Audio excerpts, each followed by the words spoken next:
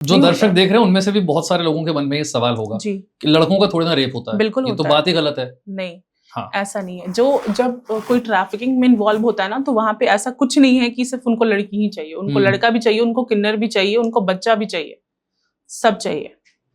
देखिए, Epstein file जैसे जो क्राइम हो रहा है ना, इसका कारण क्या है? आपके पास बहुत पैसा है, बहुत पैसा है, आपने फोन, गाड़ी, घर, मतलब छोटी सी बड़ी हर चीज को आपने पा लिया, अब आपके पास कुछ बचा ही नहीं है, तो आपकी मानसिक विकृति बाहर आ रही है।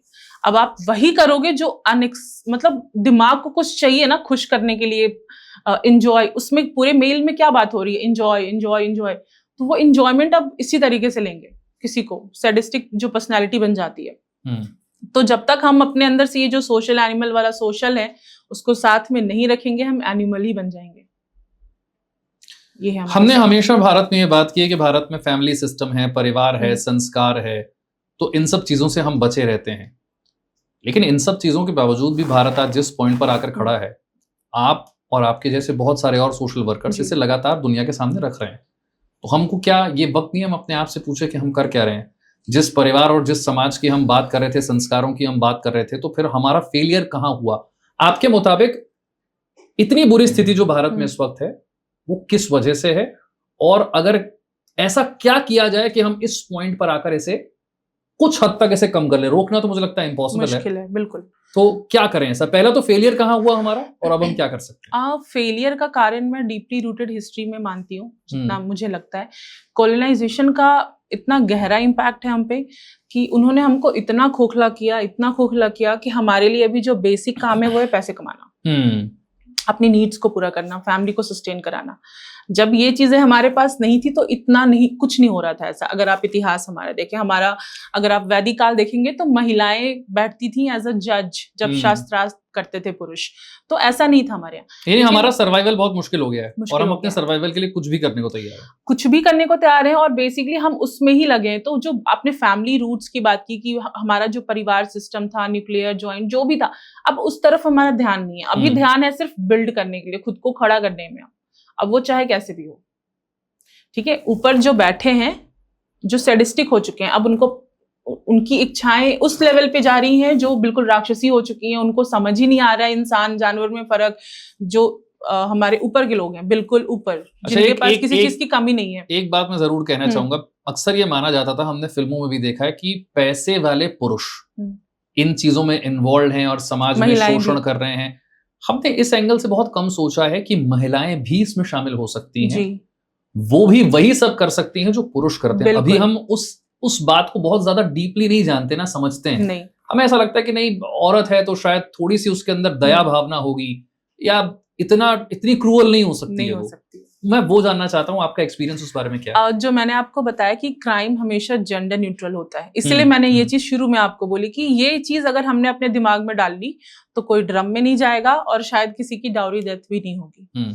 लेकिन हमें लगता है कि हमने औरतों को, अगेन कॉलोनाइजेशन, इन्वेजन्स का इम्पैक्ट है कि हमने औरतों को एक छुई मुई सी ममता की मूरत समझना और वही करना छोड़ दिया है। समझते हैं। और पुरुष क्या है, तुम में ममता हो ही नहीं सकती है। तुम जाओ, कमाओ, खाओ, जितना हो सकता है लेकर आओ, तुमको बस वहीं तक सीमित रहना है। तुम्हारा बच्चा है, उसको वो फादर, उसको बेसिकली उस मैस्कुलिन चीज की, एनर्जी की जरूरत है कि नहीं, हमें नहीं पता। हम बस कमा के ला के देंगे। यही कर दिया ना हमने। लड़का 18 साल का हुआ, भाई कमा, नहीं तो शादी नहीं होगी, कैसे घर चलाएगा, बीवी बच्चे फलाना ढिमकाना। बहुत जेंडर रिस्पॉन्सिबिलिटी का बर्डन डाल देते हैं कि उम्मीद नहीं की जाती है। तो उसी का ये सब नतीजा है, ठीक है। अब जो स्कैम्स हो रहे हैं उसमें कौन होता है? फीमेल्स ही तो इन्वॉल्व है। अगर किसी लड़के को फंसाया जा रहा है तो उसमें कौन इन्वॉल्व है? लड़कियां ही हैं। तो अगर ये हम अपने दिमाग में डाल के रखें कि ऐसा नहीं है, क्राइम कोई भी कर सकता है, क्राइम का कोई जेंडर नहीं होता, तो ये चीजें नहीं होंगी। ट्रांसजेंडर्स भी क्राइम कर रहे हैं, फीमेल्स भी कर रही हैं, मेल भी कर रहे हैं।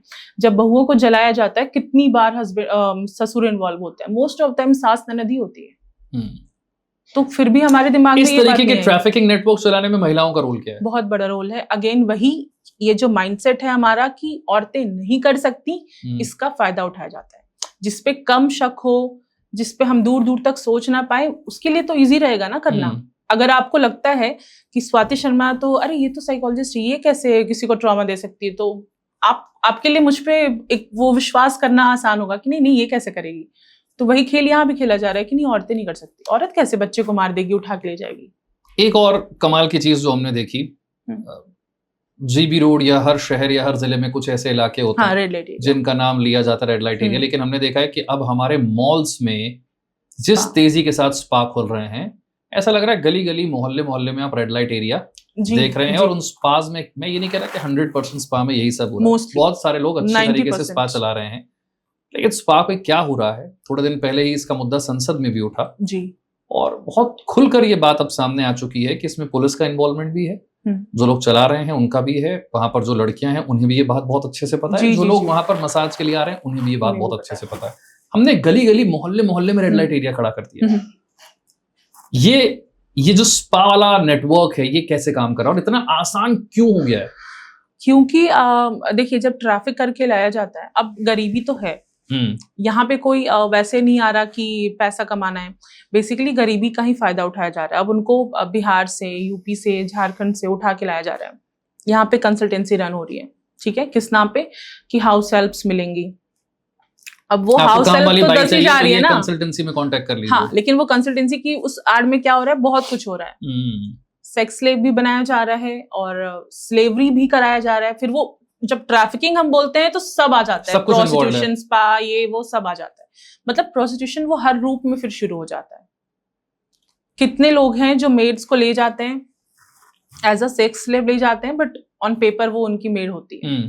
अब वो बच्ची है, वो गरीब है, एक टाइम के बाद ना, मतलब पता है उन बच्चों के साथ ना, उन बच्चे, मतलब मैं बच्चे ही बोलती हूँ उनको, उन लड़कियों को इतना तोड़ा जाता है ना, मतलब एक अजीब सी एक तो इंटॉक्सिकेटेड, ऊपर से उनके दिमाग में ये डाल दिया जाता है कि ये सही है, एज सच कोई ब्रेन वॉश कर दिया गया हाँ, कि ये जो आप कर रहे हो वो ठीक है, ये नॉर्मल है। बिल्कुल, ये उनके दिमाग में डाल दिया जाता है।